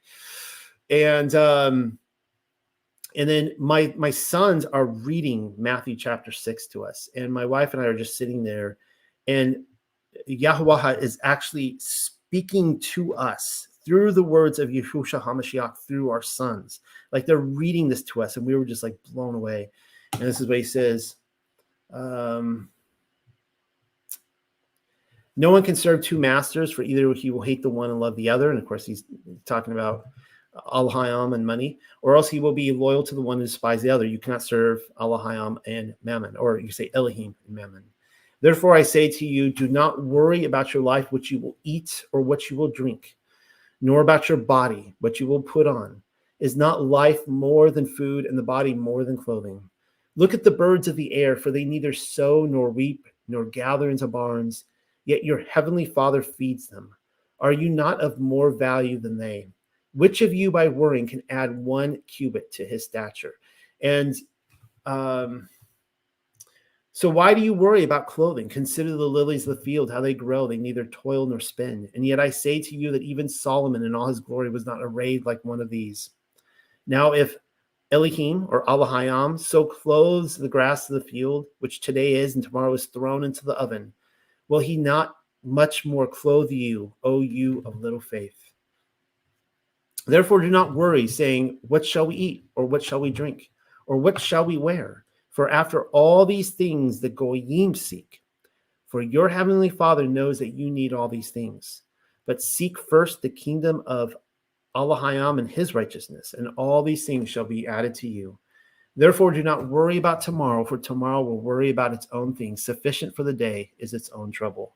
That was really encouraging to hear that read, and I hope I felt really scatterbrained tonight. I'm sorry, guys. I tried something new tonight. Usually I have all the notes in front of me, and I was trying to. There were tons of stuff that I didn't go through tonight. I kind of read through it, and I didn't have all the cues. So next week I might. But I wanted to show you guys, the study guide, and showing them lines side by side, and I really like that. But next week maybe I'll go back to. Kind of doing something with my notes again, so I have all the extra scripture in there. And that concludes the Torah portions for tonight. Again, I hope you guys love that. I love that passage, just reading through it, even if I had no commentary and just read through, just a reading of the word of Yahuwah. It was an amazing passage. And again, just to sum this up, is that nothing says that the Torah needs to be a transformative document like that passage there. And, understanding that if we truly were loving our neighbor and taking care of their needs, right? That kind of thing. It's instead of taking someone's shirt, you give them your shirt, right? Yahushua HaMashiach would say elsewhere, go with someone that extra mile. If you have to go with them 1 mile, go that second mile. And if your worst enemy's ox falls in the ditch, take care of, or whatever, or they're loose, you see them loose, you go take care of them, right? That's the kind of love he wants to see from us amongst his congregation. So love you guys. We're going to end on that note. We'll do this again next week. Thank you all for being here and making this a tradition. I see we're growing week by week. More and more people are coming by. After this, I'm going to be doing the late show. We'll be going over the rod of Yahuwah and Excalibur. So yeah, good night, everybody. See you over there.